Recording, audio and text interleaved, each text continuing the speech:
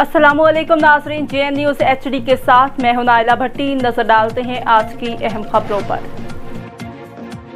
DPO Sheikhupura की हिदायत पर DSP सैयद अदनान बुखारी की सरबराही में CIA फ़िरोज़वाला पुलिस की मनशियात फरोशों के खिलाफ बड़ी कार्रवाई। मनशियात फरोश के कार के खुफिया खानों से 50 किलो चर्स बरामद।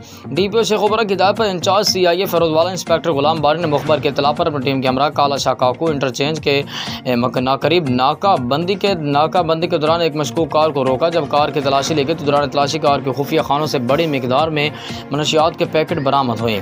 जब मनशियात से भरे पैकेटों का वजन किया गया तो मनशियात के पैकेटों का वजन 50 किलो था।